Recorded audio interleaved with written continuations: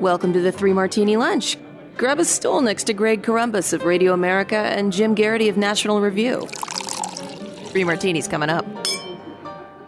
Really glad you're with us for the Monday edition of the Three Martini Lunch. Jim, we asked for a quieter weekend. I guess it was quieter. We definitely had some major headlines, especially in the Middle East and elsewhere. But as we now enter week 2 of Kamalamania on the Democratic side of the aisle and in the mainstream media, we're going to spend some time today in all three martinis talking about the Kamala Harris that pretty much everybody had agreed on was the real Kamala Harris up until we decided to engage in this fan fiction starting last Sunday, a week ago Sunday. So let's go to the pages of the Daily Mail and a column by Charlie Spearing, who certainly leans right. He published a biography of Harris recently called Amateur Hour, so you can tell kind of where he's coming from on this. But he's not wrong. And so in this column that he wrote as a senior political reporter for the Daily Mail, he points out that Kamala Harris has got this new image now, the public rebranding of Harris as a kindly, jovial mamala. But until this week, she has earned a nasty reputation as an alleged, quote, soul-destroying workplace bully. Only 4 of the initial 71 staffers hired by Harris during her first year in office still remain in a job. The rest either quit or were fired, according to analysis by nonpartisan watchdog Open the Books. That translates to a 92% staff turnover rate, and, say critics, is a likely sign that the issues on Team Harris have more to do with her than anyone else. He says he heard a lot of stories like this working on the book. Barbara O'Connor, a professor at Cal State University, Sacramento, claimed that students who worked for Harris as interns frequently came back to her crying and saying that they, quote, felt that they weren't valued. After Harris was elected in 2017 to represent California in the U.S. Senate, working conditions did not improve. Analysis showed her office had the 9th highest staff turnover rate out of the 114 senators who served between 2017 and 2020. Congressional sources told the Mail that she would berate subordinates in expletive-laden tirades. Even those working for Republican lawmakers allegedly got caught in the crossfire. In one instance, reported in my book, sources described how Harris lashed out at a room full of Senate staffers during the highly contentious 2018 Supreme Court confirmation hearings of Brett Kavanaugh. On September 28th of that year, as Kavanaugh's nomination moved forward, despite liberal outrage over allegations he'd sexually assaulted Christine Blasey Ford 3 decades earlier, with no evidence, Harris and her colleagues staged a walkout from the hearings. Later, Harris was said to explode in anger outside the main Judiciary Committee room. Witnesses recalled Harris cursing and ordering staffers who didn't even work for her. Anyone who staffed, get the bleep out of here, she allegedly yelled. Harris's campaign did not respond to requests. It also goes into her completely ill-fated 2019 presidential campaign that never even made it to 2020. Her state operations director, Kelly Mellenbacher, slammed Harris, saying, I've never seen an organization treat its staff so poorly. They had people move from D.C. to Baltimore only to lay them off with no notice. Morale has never been lower. And it didn't change once she became vice president. She's had massive turnover. You and I talked about the stories, Jim, where her staff tried to brief her. She had no interest in being briefed before going into public settings, and then she would blame them when she came out looking like an idiot. One of her ex-aides, what's the common denominator through all this? It's her. So, Jim, we're going to, we've got this effort to burnish her image that we're going to talk about throughout today's podcast. But this is something you and I have chronicled before, so it's not new. But it's fun to watch the mainstream media pretend it never happened. And it's also has a new resonance and importance if Kamala Harris is in the neighborhood of a 50-50 shot of being the next president. It wasn't all bad news, though, Greg. You should point out that after these reports came out saying that Harris was berating subordinates and a bully, she did win the endorsement of Minnesota Senator Amy Klobuchar, who just said, she's my kind of woman. Did she ever use a fork as a spoon? That kind of thing. Or do you ever use a comb as a spoon? On paper, being a tough boss does not necessarily mean that you're a bad boss or a bad president. I do think it's pretty easy to draw a line between the multiple reports of Harris having trouble with the staff throughout her vice presidency. And I'll refer back to that, just a quick summary from that Atlantic article by Elena Plott, our former colleague. or my former colleague, quote, exasperation and dysfunction inside Kamala Harris's frustrating start as vice president. That was CNN, November 2021. The Washington Post, December 2021. A Kamala Harris staff exodus reignites questions about her leadership style and her future ambitions. Politico, December 22. New book says Biden called Harris, quote, a work in progress, unquote. But then again, Greg, aren't we all? And then finally, New York Times, February 2023, Kamala Harris is trying to define her vice presidency. Even her allies are tired of waiting. Now, we had talked about this in a previous podcast. When one of these first reports came out, Biden gave Harris a version of the deal in terms of staffing that he had gotten from Obama. When you join as a running mate, you don't get to bring all your people on from your Senate office or from your campaign office and folks like that. You're allowed to pick a couple, your most trusted aides. And then the Obama deal to Biden was, here's a menu of our people we find acceptable, who we see as being loyal to us. You can pick who you want out of them. And, Biden swallowed it and said, okay, I'm gonna go along with that, fine. And the same kind of deal was offered with Kamala Harris. So she brought like one or two Senate staffers, and then it was all new people. And it's always a possibility that you get these new staffers and they just don't mesh well. The friction's not well. Like some of this is kind of natural. But when it keeps coming, not just with the first class of advisors, but the replacements and the replacements of the replacements and the replacements of the replacements of the replacements, like all down the list, you begin to realize, okay, it's that old saying, like if you get cut off in traffic and you yell at the other guy, then the other guy's a bad driver. If you're always getting cut off in traffic and you're always like, probably you might be the driver, might be the issue there. And it's this observation that like, well, okay, the country can afford a certain amount of dysfunction in the vice president's office, in part because the vice president's office doesn't get handled really important duties other than the border. I'm sorry, pardon me. She wasn't the border czar. She was the migration policy czar. Right. Where do they migrate to? The border, right? This is...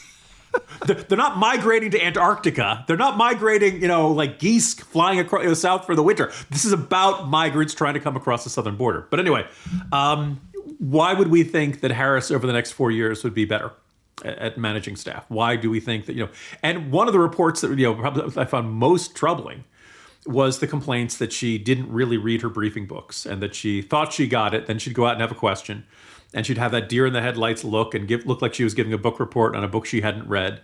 And she'd go into these kind of weird circular haiku answers. And that's why is that in the end, the funny thing, like you figure as a prosecutor, she had to have done the work. She had to have been familiar with those cases. At some point, something stopped. Now, maybe she's been a little bit better on this front in the last couple of months. Maybe now that she's the nominee, she's going to, drill down hard on this kind of stuff. But there's really very little reason to think that Harris is that great a manager, that she is that, on top of things, that she's very quick to blame the staff when things don't go well, and that you can be the best staffers in the world, but if your principal, if your elected official isn't willing to read the briefing books, remember the stuff, get really into the nitty-gritty of this stuff, then they're always going to have that deer in the headlights look when they get asked these questions. So stop blaming the staff, Harris. It's at some point it's you. And I think we were past that somewhere in 2022. Remember, there was also that report from Reuters that Biden kind of was grumbling that she's not someone who takes something off his plate. I don't mean food. I mean a sense of, some policy issue that he doesn't have to worry about because the vice president has that. But this is who, Democrats have convinced themselves they're really excited to have as their nominee, which is ultimately a very big statement about Joe Biden. She has a pulse. Yeah, that's the main difference between the two of them. So, yeah, lousy boss with no results. All right, on to Kamala Martini number 2 here, Jim. And this is one that should not come as a major surprise, but Kamala has a problem with some of the terminology we use with some of our biggest challenges, including the issue she was supposed to be dealing with. I'm not sure exactly when this speech was from, but she's clearly speaking to a Muslim audience here. And she says, we need to get rid of concepts like radical Islamic terrorism and illegal alien. Take a listen. You must have the courage to object when they use that term, radical Islamic terrorism, which ignores how Muslims have overwhelmingly been the greatest victims of terror. Also have the courage to reject that term, illegal alien. I have seen some of the worst of criminal behavior. I have seen the worst of crime. An undocumented immigrant is not a criminal. Yeah, actually it is. Now, I noticed in the video that her podium does not have the vice presidential seal, so this could be while she was a senator or even before that. But there's really no evidence that Kamala Harris has fundamentally changed on the woke language and going soft on things like radical Islamic terrorism and illegal alien. I'm not sure what she wants to call terrorism, but Jim, if this is her mindset even somewhat recently, this is not a good sign for keeping America safe. So, Greg, how many interviews has Harris done since she was named the nominee effectively? One-on-one, I think 0. Correct. So, it's been a week. We know this because our Sundays keep getting ruined by these huge dramatic events that happen on the weekends. Yes. But just observing, you'd like to put the question to her. So do you still believe it is wrong to use the term radical Islamic terrorism? The only asterisk I would put to that is that I remember, back during the War on Terror, people made the argument that Islamist was a more accurate term than Islamic. The idea being it's not just that these people are, what matters is not that these people are Muslim. What matters is that they do not believe that there is any existence other than their vision of Islam. And that thus the more accurate term Islamist. The idea is that they have this all-encompassing, there's only one faith and it must be this and you must convert or die. And we don't want to see the nice Muslim family down the street that runs the convenience store to get harassed or anything like that. But there's no doubt these folks are radical. There's no doubt these folks are terrorists. And there's no doubt that these folks are doing so in the name of their vision of their faith. We can dispute what, that the Al-Qaeda ISIS vision is not genuine Islam. But this really does feel like hair splitting. And secondly, for a person who's in law enforcement to be insisting that there's nothing illegal about illegal immigration, yeah, it is. It's why it's in the name. In fact, I'm reminded. Jay Nordlinger likes to tell this story about the late Sonny Bono, known for Sonny and Cher, but also a Republican congressman for a while. He acted like he wasn't the sharpest knife in the door. He was actually much sharper than he let on. But people would ask him questions like, Congressman, what's your position on illegal immigration? And he responded, well, it's illegal, isn't it? And the irony, of course, is that for much of the past 3 decades, it's been semi-illegal. Basically, it is illegal on the books. We just have had large chunks of the federal government and, the state and local governments aren't allowed to enforce federal immigration law. So there's been this kind of wink and a nod. It's illegal, but yeah, it's okay. Go clean. We'll have you pick the fruit. We'll have you work as maids in the hotels. We'll have you as house cleaners and groundskeepers and all that stuff. That there was this, it's illegal when we feel like enforcing the law, which will be on alternating Tuesdays or something like that. So I'd love to see these questions put to her. And if she's changed her mind, fantastic. Great. We've seen her come out and say that she no longer opposes banning fracking. Now, but with a lot of Republicans pounce. Now, here's the thing. This was her stated position throughout her entire 2020 presidential campaign. Yeah. So you're not pouncing on it. It's part of the public record. It's not like, Republicans had to go like Indiana Jones into the temple and dust off the Sanskrit scrolls. No, this was her. We have on video lots of times saying it. And if she has changed her mind, I hope that's the case. I'd like to hear her say it on camera in front of people, not a statement issued late on a Friday night, saying, Psst, environmentalists, you're going to have to live with us for the next couple of months pretending like we like fracking. But if she has changed her mind, I'd like to hear why. I'd like to hear a layout. It's perfectly reasonable to change her mind. I strongly suspect, she would say, I don't do a particularly good Harris. I'm working on this. But Greg, first of all, we must be the ones who are the ones that we are. But after 20 minutes of that, finally getting, and in conclusion, I support fracking because I really want to win the state of Pennsylvania. That's pretty much it. And if that's, if the position of the Democratic Party is we will no longer pursue a ban on fracking because we want to win Pennsylvania, fine. I will live with that. It's a recognition of political reality. But let's be honest about that. Let's not pretend that, where'd you get this idea she wanted to ban fracking? No, she's on record many times saying this. And just finally, this idea of we can't use the term radical Islamic terrorism, we can't use illegal alien. I'm going to take the Wayback Machine to well before the political memory of your illustrious interns. Madeleine Albright eventually wanted to get rid of the term rogue states. Now, first of all, and rogue nations.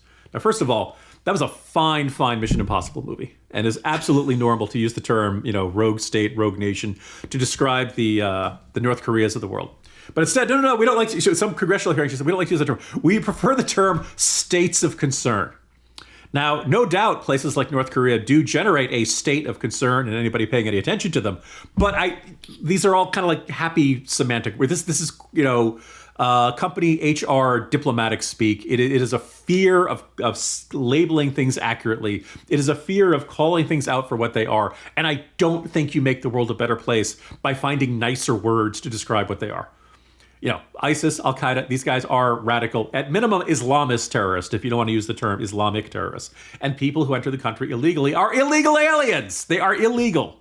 Now, anyway, so it's Monday. Yeah, let's go back to that. You mentioned Madeleine Albright. That goes back to that fun era where the Chicago Bulls were the critical fulcrum in our policy towards the North Koreans, because remember that Madeleine Albright brought a basketball to Kim Jong-il, signed by Jordan and other members of the three-peat Bulls. I don't know that they had any idea that they were signing a basketball for a communist dictator. And then, of course, the most effective ambassador towards North Korea in our lifetime is probably Dennis Rodman. You're joking, but semi-seriously, you can make the argument. Dennis Rodman learned the name of Kim Jong-un's daughter before anybody in the U.S. intelligence community did. that he would go over there. And Kim Jong-un would open. They were best buddies. He loved hanging out with them. I'm reading a book about some of those trips, and it was like utterly bizarre. So I am not completely opposed to doing these sorts of things if you could actually get useful information about foreign dictators, and it sounds like in that case it did. But in the end, this is still the guy who used a machine gun, anti-aircraft guns to shoot up the body of his uncle. This is still a really brutal guy. Let's not have any illusions about the fact, he likes the Bulls. We like the Bulls. We can all live happily ever after. But anyway, just kind of this, there is this, I'm reminded of Gene Kirkpatrick going even further back, saying they always blame America first. There is this fear in certain democratic circles. We can't call out dictators and autocrats for what they are. Unless it's Russia. They make that exception. And I like it. I'm glad. I just don't trust these guys because they turned, quasi-McCarthyist in around 2016. I can almost imagine Trump picking Dennis Rodman. He wouldn't, obviously. But, this is the guy who he gets stuff done. Yeah. He's got a good track record. He knows how to rebound. Very good on The Apprentice. Very good, nearly won. He's no Bret Michaels, but he's good. He knows how to rebound. He knows how to play defense and offense a little bit. That's Greg, you've been working on it. That's that deeper cadence. Somewhere, everybody else who thinks they're in line for a top diplomatic job in a second Trump term is like, what just happened here, Dennis Rodman? Sorry. Listeners don't realize we spend 85% of our time researching the topics to discuss these things intelligently, and 15% working on our impressions. Still liking the Buttigieg, but carry on. Yes. Hopefully I don't have opportunity to keep working on that much longer, but you just never know. So yeah, Kamala wants to redefine everything. Oh, and before we exit this, just in case that wasn't enough for you to question Kamala Harris's bona fides on immigration, here's what Liz Warren is promising Kamala Harris will do if she becomes president. I believe we need to create a pathway to citizenship. All of that is a part of what we need to do for comprehensive immigration reform. Kamala Harris will work with Congress and get that done. I think Trump will just put that in an ad and call it an in-kind contribution. Mm-hmm. I mean, promising to make these people citizens. Yeah. I can't imagine what would improve Trump's turnout more. Maybe Elizabeth Warren, perhaps realizing that, Biden had promised he was going to pick a woman running mate. By the way, a whole bunch of Elizabeth Warren staffers did end up getting high-level positions in the Biden administration. But she's looking at that could be me. That could be me. That woman is going to be the first woman president of the United States, and it could have been me. I'll help by talking about how we're going to legalize all the illegals. I'll be a big help, Well, she is president. She's president of the HOA, as we've said many times, that she's the one nitpicking against your mailbox being too far away from the curb or whatever. But anyway, yes, when it comes to immigration, from her track record as VP to what Warren is promising to her word games, just a total train wreck. All right, Jim, let's talk about the whiplash aspect of the media when it comes to Kamala Harris. Over the weekend, I saw a clip from, I think it was CNN back in April. They had a panel on why Kamala Harris is such a drag on the ticket. And about a month earlier, you were in Ukraine when this happened. And Ez and I talked about it for one of our martinis. Kathleen Parker, one of your fellow one of your fellow columnists at the Washington. Greg's Freudian slip. Jim has gone soft since he started writing for the Post. Big pile of Bezos money, and he's... Not a Freudian slip. Fellow columnist with the Washington Post, who back in mid-March said that Kamala Harris needs to withdraw from the ticket to help Biden. That's where we were 4 months ago. And here's me reading that story back then. Parker says this: the Kamala conundrum comes down to this. She was picked because she was black and female, a combo tantamount to job security. Now that she has become a burden to the Democratic ticket, Biden can't fire her. He can't risk alienating his base. Full stop. The seriousness of this situation can't be overstated. Biden's diminishing faculties, notwithstanding his relatively successful State of the Union address, and his increasing physical frailty are concerning. Her performance as second in command has been disappointing, to say the least. Americans have taken note. Though Democrats unsurprisingly like her more than Republicans do, a recent analysis by 538 set her average overall approval rating at just 37.2%, among the lowest recorded for a vice president. There's no reason to think her ranking would spike if she were suddenly promoted to the Oval Office. Instead, most signs point to disaster. This is why I propose, with all due respect, that Harris step away from the ticket. So, Jim, the rebranding here has been amazing. From CNN panels to Washington Post columns, that Kamala Harris a few months ago was the biggest problem facing the Democrats in 2024, to now her being, the second coming of Barack Obama, this time in his pantsuit. I decided to look up over at 538, which, by the way, is not run by Nate Silver anymore. I kind of feel like, need to put that in there for poor Nate Silver. They do a nice job of aggregating approval rating polls for Biden, Trump, and Kamala Harris. I don't know if they've started for J.D. Vance yet. And as of, be very clear, July 27th. All right, so technically that's Saturday. So conceivably some new poll may have come out this morning that would change the numbers a bit. But Kamala Harris's approval rating is 38.5, disapproval rating 52.2. And really, you look at these numbers, it's been about the same since, summer of 2021, which, as you and I frequently point out, was the Afghanistan debacle withdrawal. And so what this illustrates, and I haven't seen a Kathleen Parker column. I don't think she's going to write a column saying, Harris is the best now. But I think the degree to which from March, it was like, maybe we need to get rid of Harris, to the cover of New York Magazine out this morning is Camelot, a portmanteau of Kamala and Camelot. The idea, just images of all the Democrats dancing around her and being thrilled to pieces.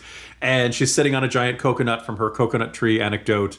And everybody's just, so happy. And what I think this is that, one, Democrats wanted to feel good about their nominee, and they could not talk themselves into believing that Joe Biden was a good nominee.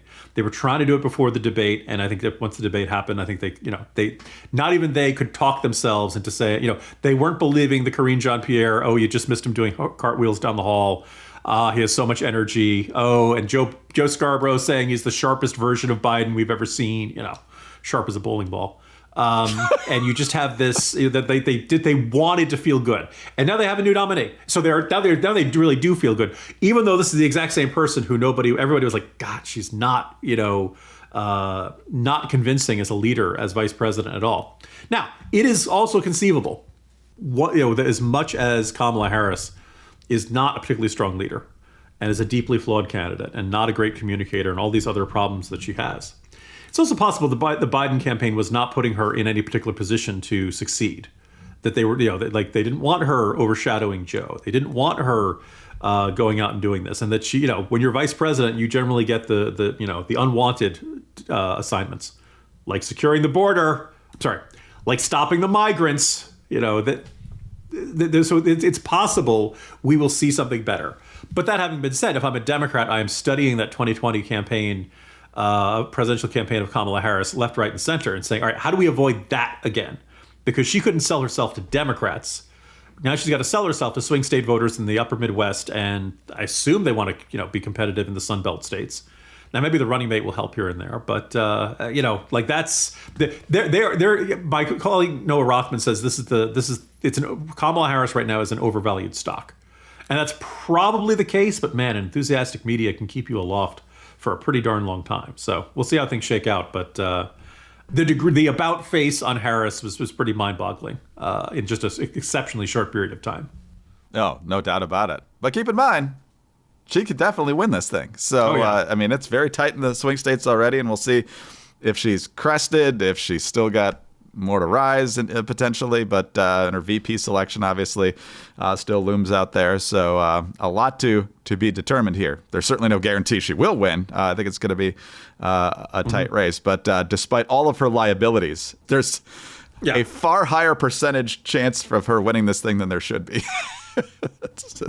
And, a lot of Trump fans don't want to hear this. My fear is that the apex of the Trump campaign was the first 20 minutes of his convention speech, and everything's been kind of downhill from there. Look, Joe Biden had about as bad a 3-week to month period as you could possibly have in American politics. And Trump went ahead a little bit, not a lot, was not running away with this thing. So I think this suggests that Trump has a hard ceiling. And I think the good news is he's got a high floor. There's people who will vote for him no matter what. But I think, there's not an enormous margin for error for the Trump campaign from here on out. And I hope they recognize that. Yeah, I don't think these two parties are fighting over a huge percentage of voters. Most of them are well locked into their position, probably regardless of who the Democratic nominee was, but certainly now. So the question is, who gets their people out in the biggest states? So, Jim, great start to the week. Talk to you tomorrow. See you tomorrow, Greg. Jim Garrity, National Review. I'm Greg Corombos of Radio America. Thanks so much for being with us today.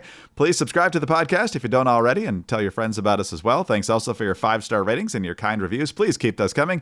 Get us on your home devices. All you have to say is play 3 Martini Lunch Podcast. Follow us both on X. He's at Jim Garrity. I'm at Dateline_DC.